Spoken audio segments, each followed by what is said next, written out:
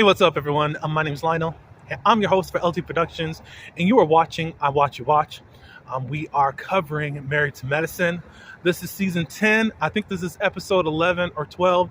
I forgot which one it is, but here we go. I appreciate everyone for coming to my channel. Please like this video and also share it. You can subscribe to my channel if you are new.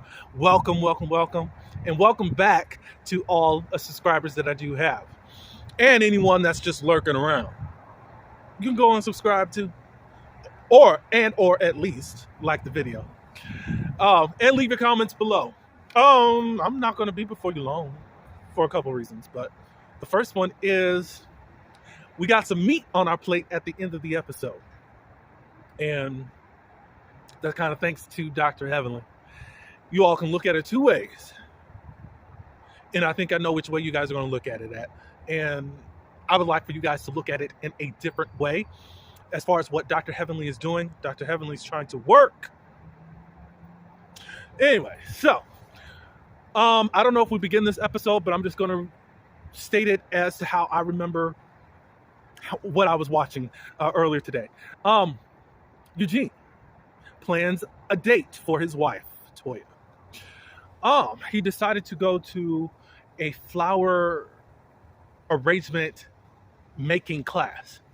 He said, well, I do know that you like flowers. Toya acknowledges that she does like flowers. She loves planting them and picking them. So she said, so he came up with this idea from this place that's in the Atlanta area where you can make your own flower arrangements yourself. You pick flowers and you put it together. And he said that this is going to be a way for him to even learn what type of flowers that she loves now. I think that was very cool, very romantic, very thoughtful, very intuitive, very into her to find out what's going on with her. I'm going to be fair. I don't know what Toya actually does for this man to romance him, but hopefully it's great. But this man loves her, and I need her to appreciate it, and hopefully she does. But it was very thoughtful. She actually liked it. She said, I wanted to make sure I was doing what Simone said and not being ungrateful. And Eugene in the confessional said, it's hard to please you. What? It's hard to please you, girl. We've been seeing it for 10 years. You have some type of complaint. You're not content. A lot of people just say you're bored. But what do you want to do? You got this wine club so people can quit looking at you crazy. You're doing something that you like, but it's just like being a doctor's wife doesn't seem to fulfill you. And he's trying to do what he can to make sure he has the lifestyle that you want.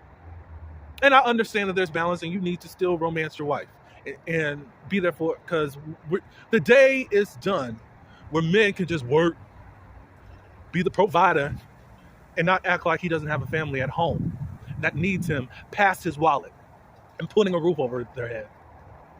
So, shout out to Dr. Eugene yet again. The next thing we see that it's going to be little Aiden's birthday. He's going to be 12 or 13. And of course, if you watched the Real Housewives of Atlanta, you know when he was born. Well, Phaedra acted like she didn't know when he was born or when his due date was and all this good stuff. But anyways, he gets to plan his own party. And he wants a carnival theme type party. And finally some wealth. And he's going to, the party, it seemed like the party planner is going to be like $70,000. And it was no problem for Phaedra to do that. Look, I have no problems with it. Anybody with low mentality or thinking that's too much, don't.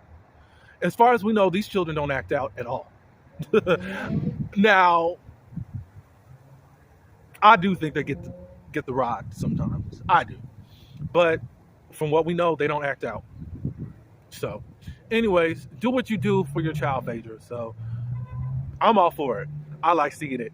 It's something that the black culture doesn't get to witness, or somehow, you're all already spoiled. For what? Why? Because they're actually able to spend money and not have to nickel and dime everything? No.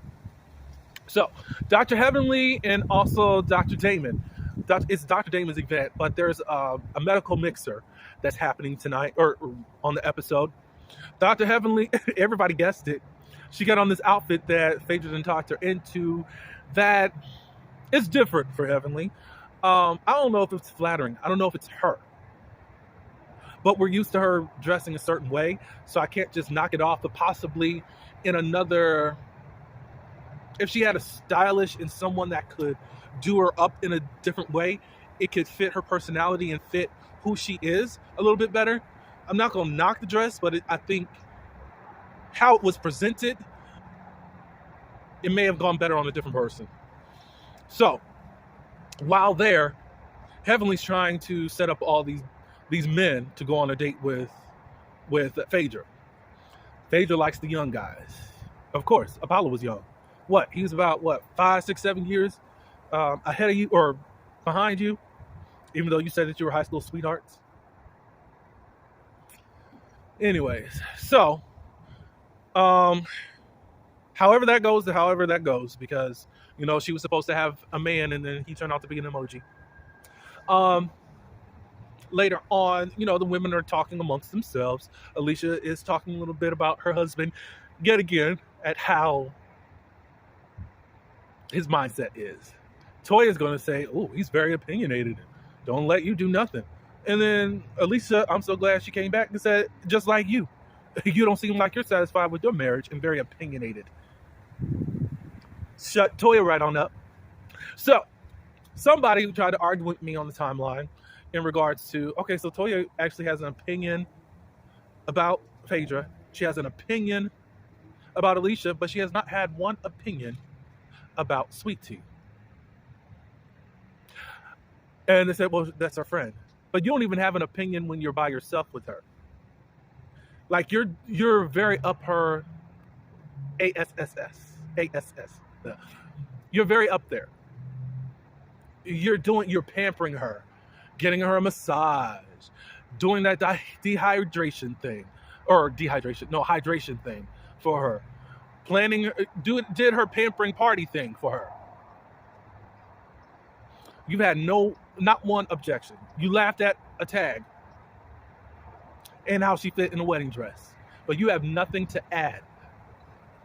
And I don't like that, because it's like, oh, well, she's not Quad. Hopefully you replace Quad. There is no replacing Quad. But I just find it interesting that you have nothing to say or have an opinion about something about Sweet Tea. Y'all got to watch that. Y'all. Watch it. So, it was also announced that the next trip, Simone is going to be over it. They're going to Hilton Head, South Carolina. I'm going to go with what is the trigger. The trigger is Jackie and Curtis. That is the place where Curtis was caught up with another woman that he was cheating on Jackie with. And it was immediately caught by Dr. Jackie and also Dr. Heavenly. Said, wait. This is not the place that we should be going. You know that this is Dr. Jackie's, you know what's going on there. And Simone said, no, I didn't remember that. So that starts the next beef. And you know how Dr. Heavenly feels about Dr. Jackie. So basically, Dr. Jackie's like, I don't know if I really want to go there. I have to really talk with Curtis to see if he really wants to go there. We're good, but we don't want anything to jeopardize that. So we got to see what's going on. So Simone and Heavenly, they get into it a little bit there. It kind of was squashed a little bit. So the next day is Aiden's birthday party. It's done very well. We got our guy, the Fashions No Fashions, our Dwight guy. Obviously, he's very tight with Phaedra. Aiden gives this very passionate speech to Phaedra. You're my rock. I love you, blah, blah, blah, blah, blah. And it makes her tear up. It's like, we got one little moment of Phaedra, and we need a whole lot more. We got like a mustard seed of something that was touching and vulnerable of Phaedra, and I don't think that that's fair. She belongs on game shows. I don't care how much y'all think she's funny. She don't belong on reality TV. Unless she allows us in, and she doesn't. So Toya's like, she was talking with a couple of the other ladies, well, where's Apollo? And what we know is that they got good parenting. How come he was not invited?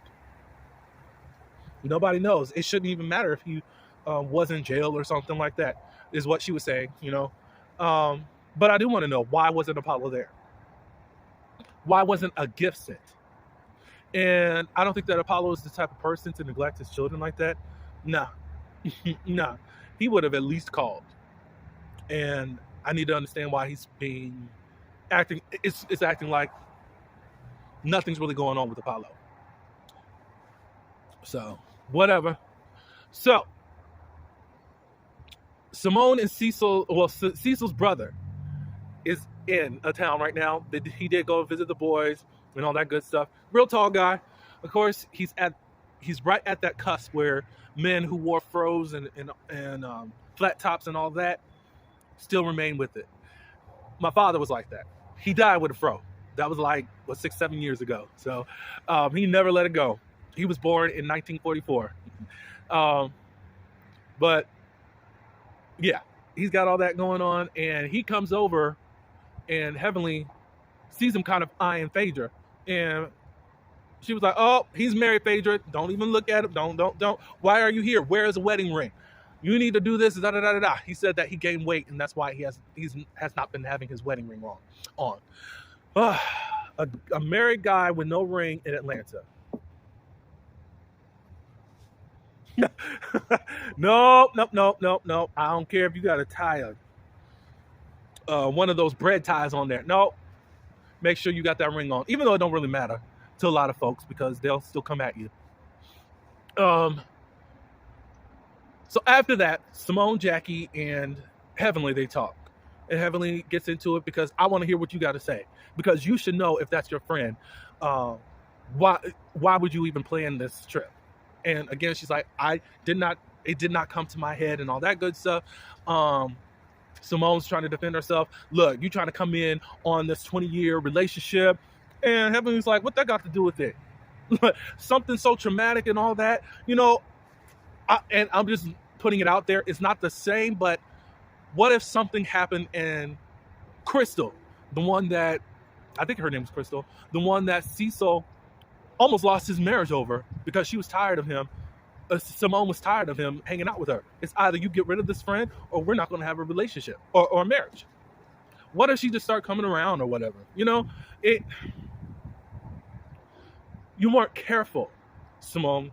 You weren't sensitive to that.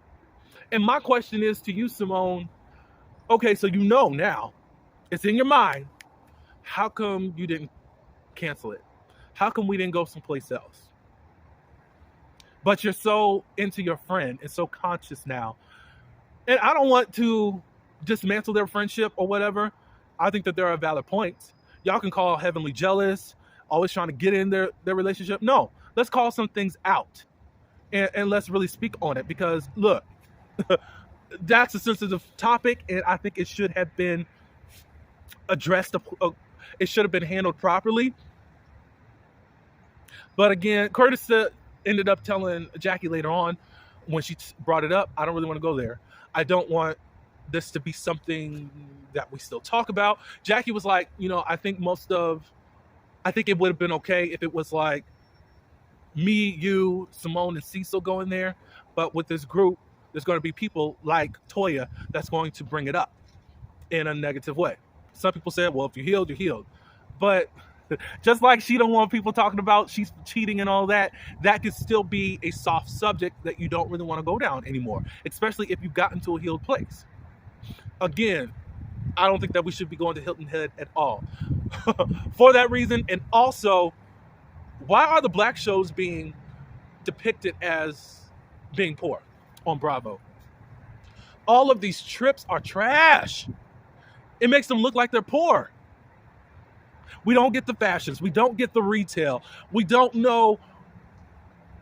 get that financial porn, that house porn that we should actually get, that we get from the White Housewives. Why is that, Bravo? Why is that? I don't like it. I don't like these trips that the Black Housewives franchises have to go on. It's pathetic.